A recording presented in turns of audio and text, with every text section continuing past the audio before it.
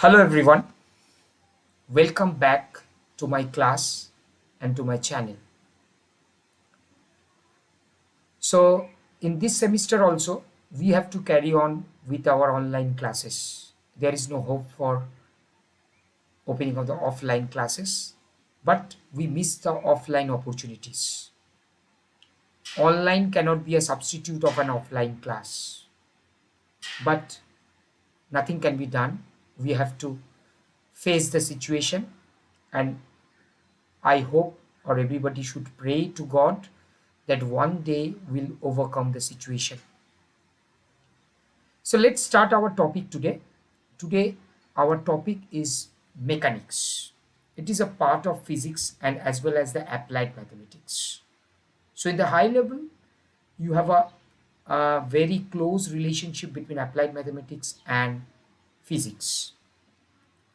So, basically, mechanics is a branch of physics concerned with motion or change in position of physical objects. It is sometimes further subdivided into kinematics, that is the title of my talk, kinematics of a particle, which is concerned with the geometry of the motion actually. So, kinematics is basically concerned about the geometry of motion. Dynamics, number two, which is concerned with the physical causes of the motion, that deals with the reason of the motion or causes of the motion. And number three, statics, which is concerned with condition under which no motion is apparent. Now, for the axiomatic foundation of mechanics, we have to develop some things for our concept. This is clearly necessary since ultimately any definition must be based on something which remains undefined. So, before we going into the deep of the mechanics, we need a very clear concept of vectors. Vector algebra, if you talk about, first of all, maybe you have learned in your first or second semester. So vector algebra basically defines the parallelogram law of vector addition, triangle law of vector addition, subtraction of vectors, this type of knowledge. And maybe if two vectors are parallel, then you can write one of them is a scalar multiplication of the other. So some scalar and vector concept is there. So there must be clear idea of the vector algebra. Number two, scalar product, that is dot product of two vectors. And you know that A dot B, the dot product is given by A dot B is mod A mod B cos theta. Theta is the angle between two vectors. And this is actually scalar quantity. So that is why it is called scalar product and dot product. Also, some important concepts on scalar product or dot product. That is, if two vectors are perpendicular, the dot product is 0. If two vectors are collinear or parallel, then what is the dot product? This type of concept, and maybe some geometrical applications of the scalar product. Number three, you also need a concept of vector product. So it can be, it is also said as a cross product, vector product or cross product, because it is a vector quantity and it is denoted by A cross B, and A cross B is a vector perpendicular to the plane of the vectors A and B, right? You might have a knowledge, just it's a prerequisite of mechanics. You need these concepts before you start in the mechanics. So you need a very clear concept of vector product also. And vector product is basically A cross B. If you take the modulus, then mod A mod B sine theta. Or if you write the vector product A cross B, that is n vector mod A mod B. N is the unit vector in the direction of A cross B, and sine theta. Theta is again the angle between two vectors. And if you change the orientation, then there will be one minus. So these you have to be clearly mentioned in vector product, and also the knowledge. You have to learn the things. Number 4, scalar triple product. Scalar triple product, sometimes called box product. Okay, so box product is a scalar quantity because it is A dot B cross C, or if you change the cyclic order inside the box, the sign will remain unchanged. But if you change the cyclic, if you keep the cyclic order unchanged in the box, sign will be preserved. But if you change the cyclic order, there will be changes of sign, that you know. And if three vectors are coplanar, then the box product will be 0. That is, box ABC will be 0. So these type of important concepts are arise from the scalar triple product that may be needed in mechanics also. And also you might have a knowledge of vector triple product and applications. Number 6, that is the most important part. And you know that one of the I can tell you some applications of vectors. First of all, one of the important application of scalar triple product, product is work done by a force. That is, W is equal to R dot F, right? So distance dot product with the force vector and the displacement vector. That is a scalar quantity. And one of the application of vector product is, or cross product is, area of the triangle or area of the parallelogram. You can find out, or moment of a force. We'll discuss moment of a force is a very important thing in mechanics. Moment of a force you have to find out. So these are the very important concept, and maybe some geometrical knowledge, geometrical proofs of sine, trigonometric formulas, right? Sine A plus B, sine A minus B, cos A plus B, cos A minus B, and some triangle properties of triangles. You can prove the cosine rule, the sine rules. These are all may be required. And the concept of plane in terms of vectors, the concept of straight line in terms of vectors, direction cosines, direction ratios. So these are the prerequisite for the mechanics. Next, the most important thing in mechanics, if we start with the few definitions, the most important concept is velocity. So suppose a particle moves through a space so that its position vector at time t is rt. R is a vector, so its position vector is given by r, which is a function of t time. So from the figure, you know this figure, as we have learned the derivatives in the basic level, basic calculus. So I'm using that concept of derivative. So this P is a point whose position vector is in the diagram, R, which is a function of t, and Q is a very neighboring point, very close to P, and whose position vector is R, t plus H. H is very small, and if this approximation, if this H is very small, H tends to 0, you know that this ratio RT plus H minus RT by H tends to a definite limit, and that limit is a derivative, and that is called the velocity. So this chord PQ becomes a tangent at P, right? This chord PQ becomes a tangent at P, and that gives you the concept of the differentiation, right? So that is the physical significance or geometrical significance of the derivative also. So it approximates the direction of the particle moving along the curve RT. This gives the average velocity over a time interval of length h.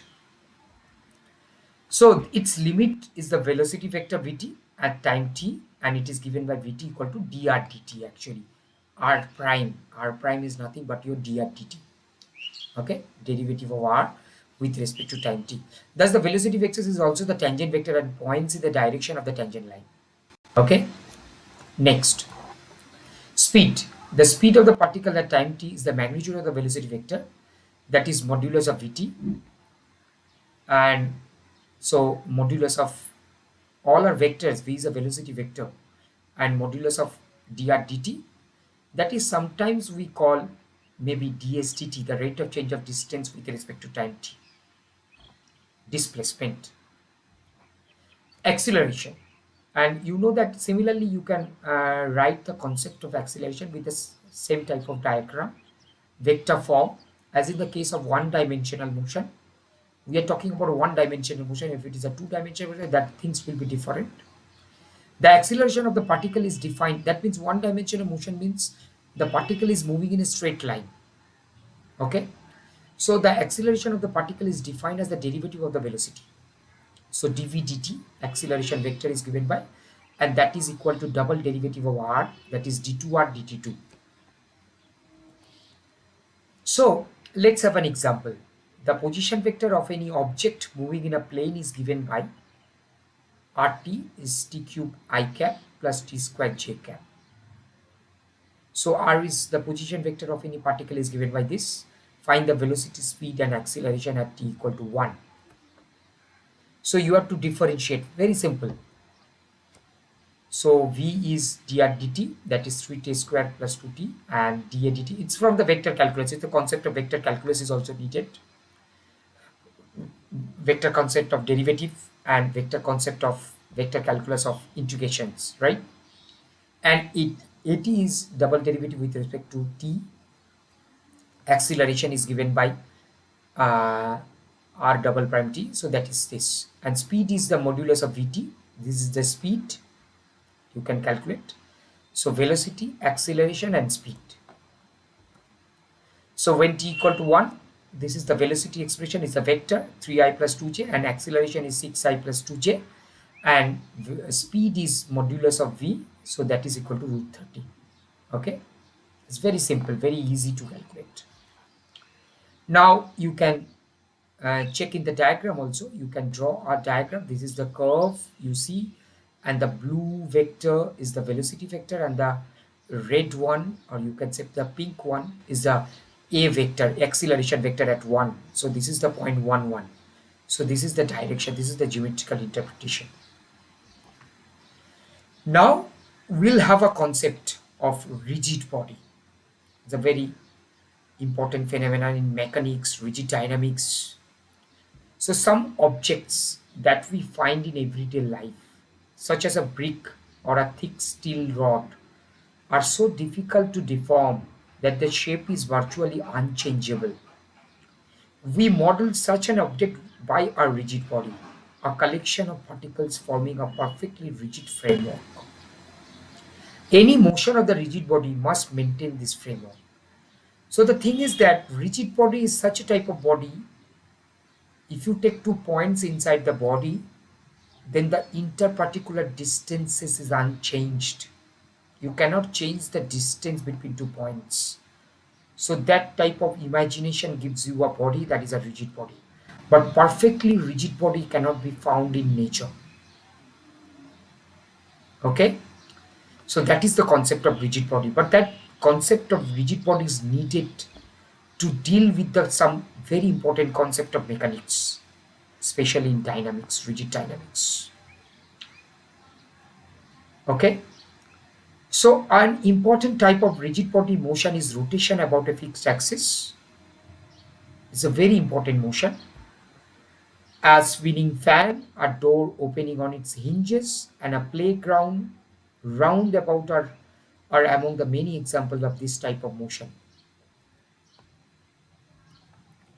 So this is one type of rigid body. You see, it's an imaginary type of one type of body. It's a rigid body. You see, B is the rigid body, and B is rotating about OP. You see, B is rotating about OP. So its rotation, it will slightly shift the position A. So A is the new position after the rotation through an angle d theta or maybe theta. So it gives you the idea about of the rigid body. And you see there is a force vector F, and the components are Fr and Fs that we can explain later on if we move on the subjects. Next, we'll explain about angular velocity. What is your angular velocity? Actually, you see in the previous slide, we already give you the concept of angle, d theta or maybe theta. D theta means it's a very small angular rotation. So the angular velocity omega of B is defined to be omega equal to d theta dt. that is derivative of theta, change of theta with respect to time. So this gives you the angular velocity. So angular velocity is basically the concept related to rigid body motion. If a rigid body rotates about a fixed axis, then you have a concept of angular velocity. And also in this case, a rigid body can be a system of particles. If you consider system of particles very tightly fashioned together or maybe rigidly attached together, then this system of particle may constitute a rigid body. Okay, that is a very important concept. Listen everybody, if you consider system of particles very rigidly attached together, very close, and this rigid formation gives you the concept of rigid body also, very rigidly connected, you cannot change the position of the particles. So system of particles can be considered as a rigid body also if they are very rigidly attached together. And the absolute value of omega is called the angular speed of b. So if you take the angular velocity of absolute value of omega, that will be the angular speed of b. So angular velocity omega of b is defined to be d theta dt, and angular speed absolute value of omega is called the angular speed of b. Now what about the units?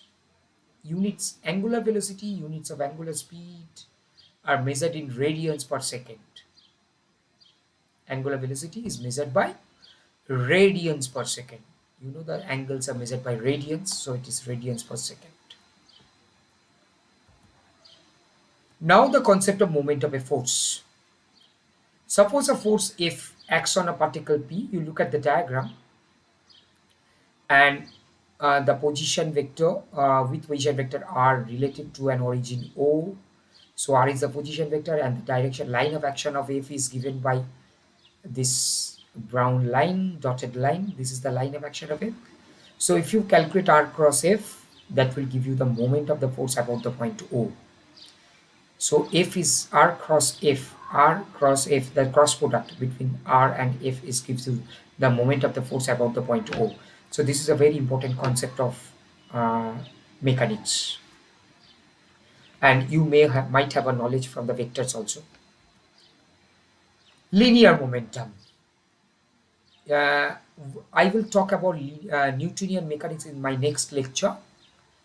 But before that, just a short introduction of Newtonian mechanics. Newtonian mechanics means related to Newton's laws of motions, and you may have knowledge of the Newton laws of motion, first law, second law, third law. So from that knowledge, that is especially from the second law, there is a concept of momentum, and that momentum is linear momentum, or translational momentum, or simply momentum, or in plural we can say momenta, is the product of the mass and velocity of an object. So momentum is basically the product of the mass and velocity. It is a vector quantity possessing the magnitude and direction. It is also, you look at that the expression, P is a vector because velocity and a mass is constant, supposing constant. But mass can be vary, that is a different concept in mechanics. So it has a magnitude and direction. And if m is an object's mass and v is the velocity, also a vector quantity, then it is given by p vector is m into v vector, and direction of momentum is the direction of the velocity. So this is the concept of linear momentum that comes from the Newtonian mechanics, that is especially from the second law of motion. I will discuss this in my second lecture. Lastly, I will talk about angular momentum in my lecture. So angular momentum is really moment of momentum. Actually, angular momentum is moment of momentum. That means you have a momentum concept, mass into velocity, its moment about some fixed point. That will give you the angular momentum. Or it is called rotational momentum. Is the rotational equivalent of linear momentum. So if a body rotates about a fixed axis, then there is a concept of angular momentum or rotational momentum. It is important quantity in physics because it is a conserved quantity. It is a conserved. That means the total angular momentum of a closed system remains constant.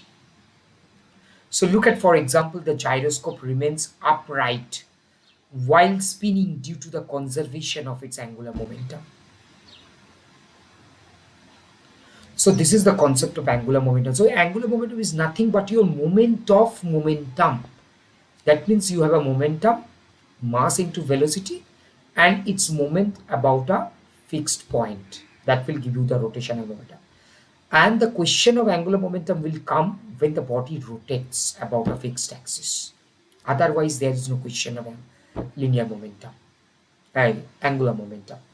So this is the concept of few concept in my lecture today, especially velocity with the vector form, vector concept, acceleration, speed, and concept of linear momentum, concept of angular momentum, okay, and some concept of Newtonian mechanics. So this is the basic introduction of mechanics. Okay, dear students, thank you all of you. Subscribe my channel, share my videos, put some comments in my lectures in the YouTube channel. We will meet very soon with my second lecture. Thank you all of you.